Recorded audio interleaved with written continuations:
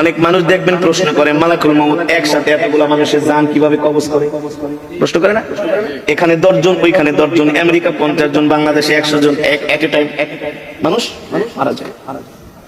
এতগুলো মানুষ কিভাবে মালাকুল মউত একা মানুষের জান কবজ করে? মালাকুল মউত আল্লাহর নবীকে বলতেছেন, নবীজি, একটা মানুষের হায়াতের জিন্দেগি যখন শেষ হয়ে যায়, আল্লাহ তাআলার আরশে আজিমে একটা গাছ আছে, ওই গাছের সাথে এক পাতা আছে, প্রত্যেকটা পাতায় পাতায় এক একটা মানুষের হায়াতের জিন্দেগি লেখা থাকে। যখন তার হায়াতের জিন্দেগি শেষ হয়ে যায়, 40 দিন বাকি থাকে, তার হায়াতের জিন্দেগির ওই গাছের পাতাটা হলুদ বর্ণ হয়ে যায় 40 দিন আগে। ওই বান্দাকে যে ফেরেশতার মাধ্যমে রিজিক দেওয়া হয়, ওই রিজিক ওয়ালা ফেরেশতা 40 দিন আগে আয়েশা বইলা যায়, আল্লাহ তোমাকে 40 বছরের 50 বছরের জিন্দেগি দিয়া দুনিয়াতে পাঠাইছে, তোমার জন্য আল্লাহ যতটুকু রিজিক নির্ধারণ করছে, তোমার রিজিক খাওয়া শেষ, আর মাত্র 40 দিনের রিজিক বাকি আছে। কয়দিন? আবার যখন এইভাবে করে একদিন, 2 দিন, 3 দিন যেতে থাকে, প্রত্যেকদিন ফেরেশতা আয়েশা তার মাথার সামনে বসে বলে, শোনো শোনো, তোমার বাকি আছে আর 38 দিন, 37 দিন, 36 দিন। দেখেন আমার সাথে আপনাদের কথাগুলো মিলে কিনা। যখন একটা মানুষ ইন্তেকাল করবে, তার 40 দিন আগেই দেখবেন তার কথাবার্তা সবকিছু একটা পরিবর্তন চলে আসে, খাওয়া দাওয়ায় পরিবর্তন চলে আসে, খেতে পারে না। যে মানুষ আধা কেজি চাউলের ভাত খায়, 1 কেজি চাউলের ভাত খায়, আধা কেজি গরুর গোশত, 1 কেজি গরুর গোশত খেয়ে ফেলে, ওই মানুষ দেখবেন 1 মুঠো ভাতও খেতে পারে না। তার সামনে খাবার দিলে আর খাবার ভালো লাগে না। যে মানুষ 1-2 গ্লাস দুধ খেয়ে ফেলতো, সেই মানুষকে চামচ দিয়ে দুধ খাওয়ানো হয়।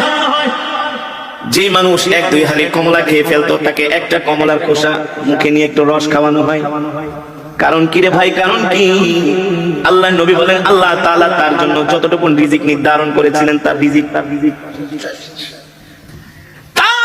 শেষ, বাজেটে আর তার রিজিক নাই। আর মালাকুল মউত আয়েশা বলে, শোন, তোর বাকি আছে আর মাত্র 3 দিন। 40 দিনের থেকে কয়দিন? দেখবেন একটা মানুষ মৃত্যুর 3 দিন আগে তার কথাবার্তা আরো চেঞ্জ হয়ে যায়।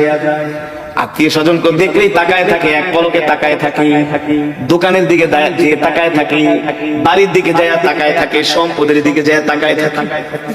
কারণ আস্তে আস্তে পৃথিবী তাকে ছেড়ে দিতেছে। আল্লাহ আল্লাহ, মালাকুল মউত আয়েশা বলে, তুই এখনো কি তওবা করছ নাই? তোর মাত্র আর 3 দিন বাকি আছে। এই 3 দিনের বেশি আর দুনিয়াতে থাকতে পারবি না। তুই তোর গুনার জন্য আল্লাহর কাছে ক্ষমা চা।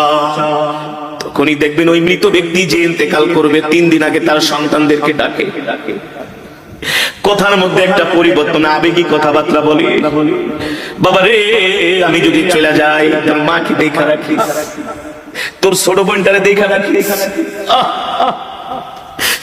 আমি যদি মারা যাই, আমার ছোট ছেলেটারে তোরা কষ্ট দিস না। বলে কি বলে না? আস্তে আস্তে করে একটা পরিবর্তন চলে আসে, তার একেবারে খাওয়া দাওয়া বন্ধ হয়ে যায়। শরীরের নার্ভগুলো, শরীরের পার্টসগুলো আর আগের মতো কাজ করে না। কারণ সে মৃত্যুর জন্য তৈয়ার হচ্ছে। যখন তার হায়াতের জিন্দেগির পাতাটা একেবারে হলুদ বর্ণ হয়ে যায়, আর মালাকুল মউত আয়েশা তার সামনে হাজির হয়ে যায়। যদি নেককার হয়, স্ত্রীকে বলে, আমাকে কালেমা শরীফের তালকিন দাও।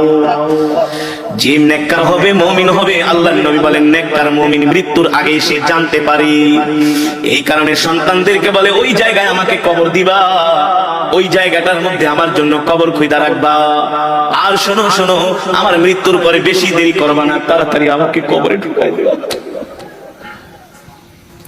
আমার মৃত্যুর পরে আমার জন্য কান্না করবা না, কান্না করবা না। যদি আমি সন্ধ্যায় মারা যাই, এশারের আগে আমাকে কবর দিয়া দিবা। এভাবে নসিহত করে, ওসিয়ত করে। কারণ কি? কারণ কি?